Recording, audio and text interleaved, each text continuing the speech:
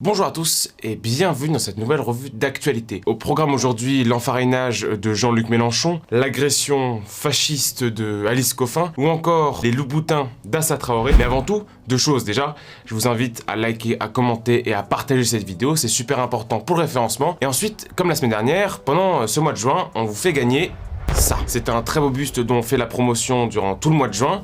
Pour participer au concours, c'est très simple. Je vous ai mis un lien dans la description. Répondez à la question, entrez votre mail et tentez de remporter ce superbe buste confectionné par l'atelier Missor. Vous êtes sur VA+, et vous regardez la 42e revue d'actualité. C'est parti.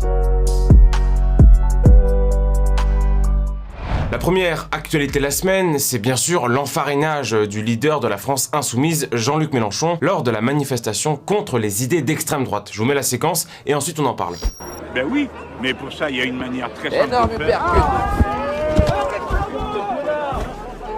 Alors, comme je l'ai dit, nous sommes pendant la manifestation contre les idées de l'extrême droite et, place de Clichy, le leader de la France insoumise se fait asperger de farine de la part de l'animateur d'une chaîne YouTube. Pourquoi ça craint? Il a justifié son acte comme celui de, je cite, d'un citoyen qui en a marre des bourgeois qui parlent à leur place. Le complice de l'enfarineur fou va lui aussi être entendu par les enquêteurs. Après la gifle d'Emmanuel Macron la semaine dernière, les violences faites aux hommes politiques semblent aller bon train. Bon, décidément, c'est pas sa semaine, Jean-Luc Mélenchon, qui a refusé d'ailleurs de porter plainte. Il a carrément parlé d'une agression contre le droit constitutionnel de manifester. Il a comparé le jet de farine lors d'une manifestation avec le terrorisme islamique. Je le cite: « Pourquoi, quand il s'agit du terrorisme islamique, on en entend parler pendant des heures, et quand il s'agit des attentats d'extrême droite, on fait comme s'ils n'existaient pas ?» Alors, petite piste de réponse pour Jean-Luc, mais peut-être qu'il y en a un qui tue et l'autre qui enfarine. La deuxième actualité de la semaine, c'est la prise de position du youtubeur, ou désormais expert en laïcité et en liberté d'expression, Sardoche, concernant l'affaire Mila. Cette affaire est revenue sur le devant de la scène parce que le procès de ces harceleurs a débuté le 3 juin dernier. Un de ces agresseurs est d'ailleurs défendu par le très controversé et amateur de Doliprane, Juan Branco. Rappelons que dans ce contexte, Mila a reçu plus de 10 000 messages de haine, d'appels au meurtre et de viol. D'ailleurs, le néo-féminisme s'est bien gardé de la défendre. Toujours est-il que le youtubeur Sardoche a balancé à ses 600 000 abonnés que Mila était indéfendable et qu'elle crachait sa haine. On se gardera bien de rappeler qu'en termes de harcèlement en ligne, Sardoche avait lui-même subi des raids d'insultes et avait déclaré, je cite encore: « Aucun humain ne peut endurer ça, c'est trop dur, je n'en peux plus. » Mais vous vous rendez compte, les gars, de votre maladie? Laissez-moi tranquille, je vous en supplie, s'il vous plaît!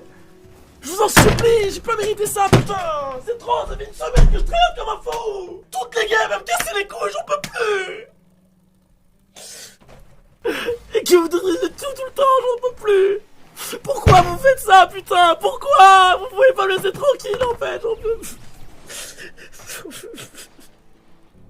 Et bah, un an après, il se gêne pas pour avaliser et justifier le harcèlement de la jeune Mila. Bon, soyez prêts, cette actualité, elle est lunaire. En gros, Alice Coffin était à Rouen pour intervenir lors d'une conférence, et là, le drame. Quasiment le nazisme, tout va très vite, la violence de la scène est insurmontable. Je vous mets les images, mais warning content.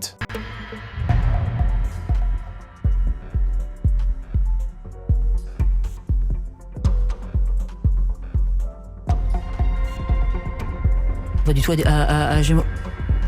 Alors, je vous explique. On a un groupe de 3 individus qui offrent des fleurs à Alice Coffin en lui disant « Madame, pourquoi vous n'aimez pas les hommes ?» L'ensemble de la classe médiatique s'est empressé de crier à la très fameuse extrême droite en parlant d'une agression nationaliste, masculiniste, au relent identitaire. Et c'est pas une blague, je vais vous mettre les tweets de soutien qu'a reçu Alice Coffin, c'est une vraie mascarade. Notamment Jalal Mélenchon, l'enfariné, qui a tweeté que, je cite, « Partout, l'extrême droite passait à la violence physique. Après la farine, les fleurs. » Tous les comptes Twitter étrangement silencieux sur l'affaire Mila, et notamment les appels au viol, sont réapparus magiquement, bien décidés à endiguer le fléau fasciste des jeteurs de fleurs. Assa Traoré a fièrement affiché sa collaboration avec la marque Louboutin. Pour cette actualité-là, il faut oublier tout ce qu'on peut attendre d'une révolutionnaire. Louboutin, c'est 850 millions d'euros dans la balance. Assa Traoré va donc utiliser son image pour la multinationale détenue à 24% par la famille Agnelli, qui n'a pas hésité à drastiquement réduire les effectifs de Fiat,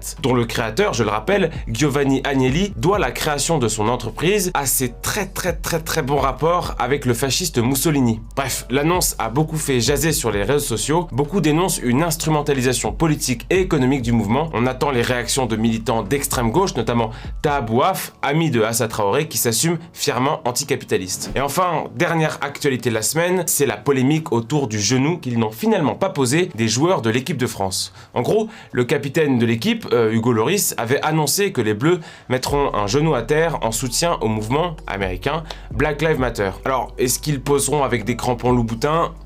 C'est pas à moi de le dire. Cette tradition anglo-saxonne a été initiée lors des matchs de préparation de la Belgique et de l'Angleterre. D'autres pays s'y refusent catégoriquement, comme la Croatie ou la Russie. Pas de genoux à terre pour les victimes du terrorisme, de l'insécurité, pour les professeurs décapités, pour les policiers tués. Enfin bref, cette polémique peut aussi traduire la pénétration des problématiques américaines dans la scène politique française. Et pour le pire, puisqu'elle fait référence à un mouvement proprement américain dont il est assez compliqué de trouver des traces en France. La police française étant statistiquement beaucoup moins violente que la police américaine. Et pour finir, on peut citer Raphaël Varane. C'est une décision qui a été prise par l'ensemble des joueurs. C'est une cause qu'on soutient, tout ce qui est racisme.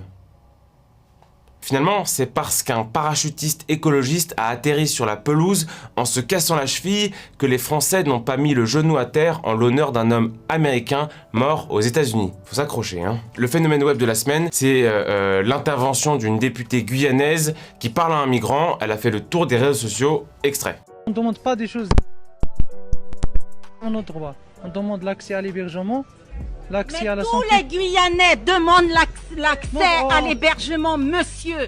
Tous les Guyanais. Je comprends. Vous avez des droits, vous n'avez que ce mot-là à la bouche, les droits. Tous les Guyanais ont des droits. Je suis une élue, mais vraiment, je suis excédée par cette attitude.